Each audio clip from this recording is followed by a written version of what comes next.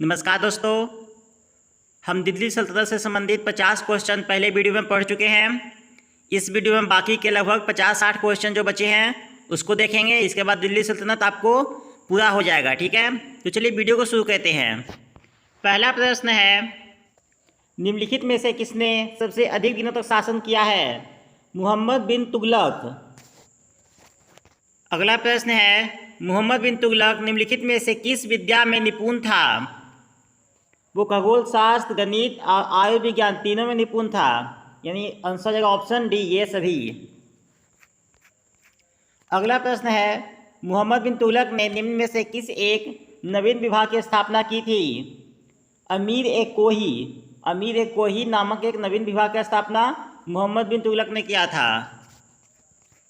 मोहम्मद बिन तुगलक ने दिल्ली के स्थान पर नवीन राजधानी किसे बनाया था? मोहम्मद बिन तुगलक ने दौलताबाद को अपनी नई राजधानी बनाया था। मोहम्मद बिन तुगलक हिंदुओं के किस त्यौहार में भाग लेता था? होली। मध्यकालीन यात्री एवं लेखक इब्न बतूता किस देश का निवासी था? इब्न बतूता मोरक्को देश का निवासी था। निम्नलिखित में से कौन सा एक सुल्तान था जिसने भारत में सांकेतिक मुद्रा का प्रचलन किया था? मोहम्मद बिन तुगलक। किसने सल्तनत काल में डाक व्यवस्था का विस्तृत विवरण दिया है? इब्न बतूता। मोहम्मद बिन तुगलक ने कौन सा सामाजिक कार्य किया था? सती प्रथा पे रोक। मुरिस यानी कि मोरक्को यात्री इब्न बतूता किसके समय में भारत आया था? मोहम्मद बिन तुगलक के समय में।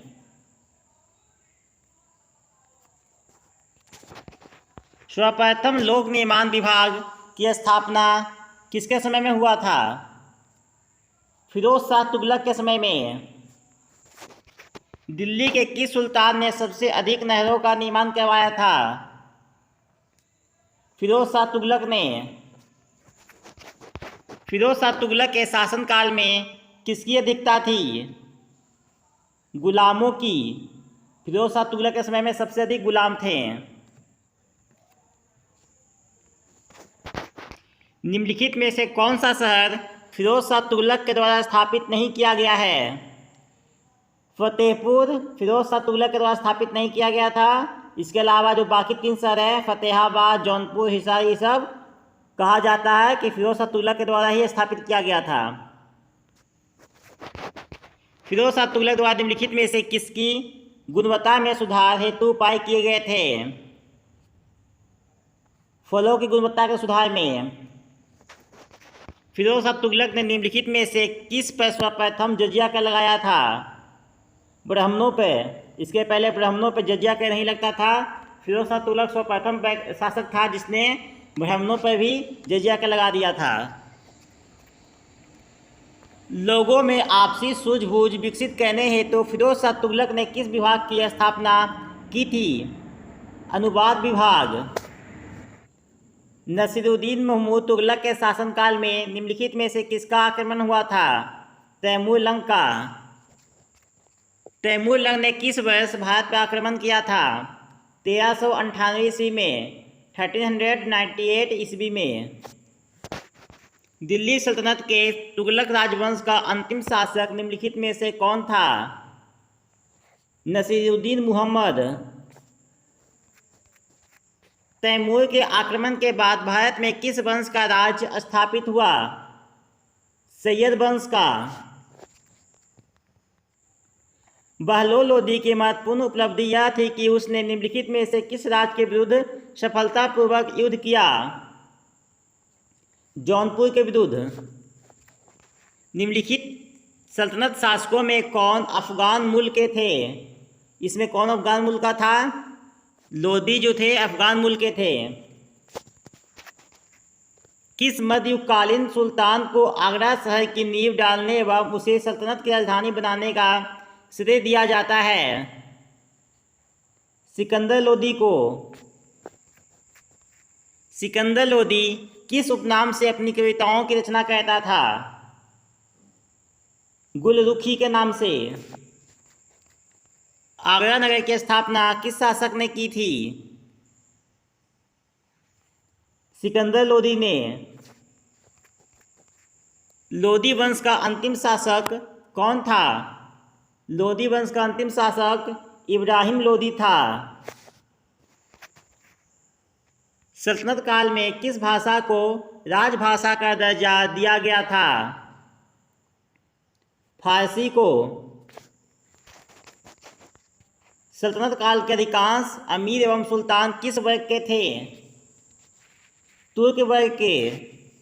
जैसा सब तुर्की थे उसमें। सल्तनत काल में दीवान ए अमीर कोही विभाग निम्नलिखित में से किससे संबंधित था? कृषि से।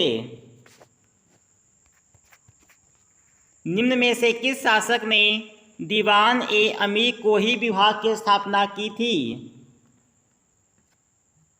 मुहम्मद बिन तुगलक ने। निम्नलिखित में कौन सा शरिया द्वारा स्वीकृत नहीं था? गैर मुस्लिम से लिया जाने वाला कर। निम्नलिखित में कौन सा एक विशिष्टा इक्ता व्यवस्था की नहीं है? इक्ता से एकत्रित राजस्व सीधा सुल्तान के खाते में जाता है, ये गलत है। बाकी इक्ता एक राजस्व एकत्रित करने की व्यवस्था, ये सही है। सियासतनामा इक्ता व्यवस्था की जानकारी का स्रोत था, ये भी सही है। इसके अलावा मुक्ति को इक्ता से एकत्रित राजस्व से सैनिक रखने पड़ते थे, ये भी सही है। सल्तनत काल में भू राजस्व का सर्वोच्च अधिकारी था चौधरी।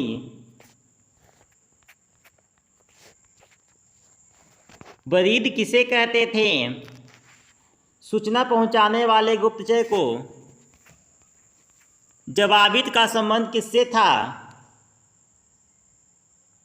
राज कानून से। हदीस है एक। हदीस क्या है? एक तरह का इस्लामिक कानून है। भूमि नापने के लिए दिल्ली सल्तनत काल में कौन सा मापक प्रयोग में लाया जाता था? मसहत। सल्तनत काल में फवाजिल का अर्थ था इक़्तिदारों द्वारा सरकारी खजाने में जमा की जाने वाली अतिरिक्त राशि। किसके सिक्कों पर बगदाद के अंतिम खलीफा सर्वप्रथम अंकित हुआ? अलाउद्दीन मसूद शाह के सिक्कों पर। ससगनी चांदी का एक छोटा सिक्का होता था जो बराबर था किसके? 6 जितल के। निम्नलिखित में कौन एक युग्म सही सुमेलित नहीं है? दीवान रियासत, इसकी स्थापना बलबन ने किया था, ये गलत है। बाकी दीवान मुस्तखराज अलाउद्दीन खिलजी सही है। दीवान अमीर कोही तुगलकों के द्वारा किया गया था, सही है। दीवान खैरात फिरोज शाह तुगलक ने किया था, ये भी सही है। केवल डी इसमें गलत है। निम्नलिखित में कौन सा सही सुमेलित नहीं है? जबीर एक प्रकार का कर, ये सही सुमेलित नहीं है। इसके अलावा दाम, ताम्र की मुद्रा, देसाई राजस्व अधिकारी और दीवान प्रांतीय राजस्व का प्रमुख, ये तीनों सही है।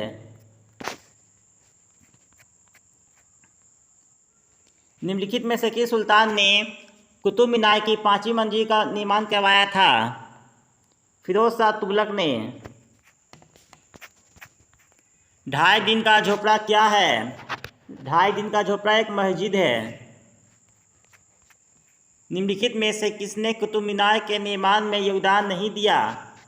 तो देखिए, कुतुब मीनार का निर्माण शुरू किया था कुतुबुद्दीन ऐबक ने, पूरा करवाया इल्तुतमिश ने, और फिरोज शाह तुगलक ने उसमें 5वां मंजिल का निर्माण करवाया था। ठीक है, तो ये तीनों ने तो अपना अपना योगदान दिया। अलाउद्दीन खिलजी का इसमें कोई योगदान नहीं था, तो सही आंसर होगा सी, अलाउद्दीन खिलजी। अलाउद्दीन खिलजी ने निम्नलिखित में से किसका निर्माण करवाया था? अलाई दरवाजा का। भारत में सर्वप्रथम मकबरा जो शुद्ध इस्लामी शैली में निर्मित हुआ था कौन सा था? बलबन का मकबरा। निम्नलिखित में से किस शासक ने जहांपनाह का निर्माण करवाया जो दिल्ली का चौथा नगर था? मोहम्मद बिन तुगलक ने। निम्नलिखित में से कौन सा एक अष्टभुजीय मकबरा है? सिकंदर लोदी का मकबरा एक अष्टभुजीय मकबरा है। किसके शासनकाल में चित्तौड़ का तृतीय स्तंभ निर्मित हुआ था? राणा कुंभा के शासनकाल में। किस वंश के सुल्तानों ने सबसे अधिक समय तक देश पर शासन किया था? तुगलक वंश के सुल्तानों ने। अमीर खुसरो थे। अमीर खुसरो कवि, इतिहासकार और संगीतज्ञ तीनों थे, तो डी ऑप्शन सही हो जाएगा। निम्नलिखित में से किसने स्वयं को हिंदुस्तान का तोता कहा था? अमीर खुसरो ने।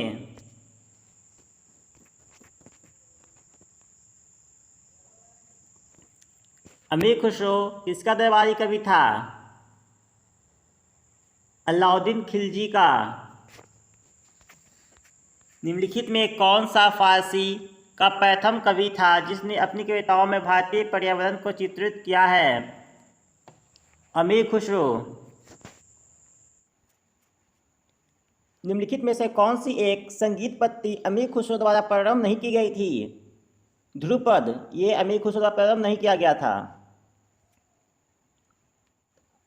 मुंतखब उल तवारीख निम्नलिखित में से किसकी रचना है? बदायूनी की। बादशाहनामा किस साहित्यकार की रचना है? अब्दुल हमीद लाहौरी की। दिल्ली सल्तनत के किस साहित्यकार ने ताजुल मासीर ग्रंथ की रचना की? हसन निजामी।